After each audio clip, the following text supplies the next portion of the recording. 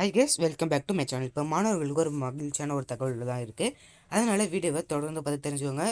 அந்த முழுமையான தகவல் வந்து நீங்கள் தெரிஞ்சு நினச்சிங்கன்னா மறக்காமல் நம்மளோட சேனலை சப்ஸ்கிரைப் பண்ணிக்கோங்க. கூடவே இருக்கிற பக்கத்தில் இருக்கிற பெல் ஐக்கானை கிளிக் பண்ணி ஆள்னு கொடுத்துவோங்க. அப்போ தான் நான் போகிற பயனுள்ள வீடியோ உங்களுக்கு தேடி வரும். அதனால் மறக்காமல் சப்ஸ்கிரைப் பண்ணிடுங்க, மறக்காமல் லைக் பண்ணிடுங்க. இப்போ என்னென்னா, இப்போ 1லேருந்து 8 வரைக்கும் 9 வரைக்கும் பார்த்தீங்கன்னா இப்போதைக்கு ஸ்கூல் வந்து 10ஆம் தேதி வரைக்கும் இப்போ வந்து ஸ்கூல் வந்து லீவ் விட்டுருக்காங்க அவங்களுக்கு மட்டும். ஆனால் இப்போ அடுத்ததாக இப்போ வந்து நம்ம 12th வரைக்கும் எப்போ நமக்கு ஸ்கூல் வந்து லீவ் விட போகிறாங்கன்னு தெரில. ஆனால் இப்போ 10th இதுக்குன்னா பார்த்திங்கன்னா எக்ஸாம் வந்து ஆரம்பிக்க போகுது அப்படின்னு சொல்லிட்டு டேட்டுனா அப்படியே கொஞ்சம் குறித்து கொடுத்துட்டாங்க. ஆனால் கண்டிப்பாக இந்த எக்ஸாம் வந்து பார்த்திங்கன்னா வச்சு தான் ஆகணும். ஏன்னா இப்போ வந்து போக பார்த்திங்கன்னா கொரோனா வேறு அதிகமாகிட்டே இருக்குது. அதனால் எந்த மார்க் வச்சு நாங்கள் வந்து 10th பாஸ் பண்ணுறது அப்படின்னு சொல்லிட்டு தெரிலன்னு சொல்லிட்டு கண்டிப்பாக இந்த ஃபஸ்ட்டு எக்ஸாம் பார்த்திங்கன்னா வச்சாலும் வைப்பாங்க.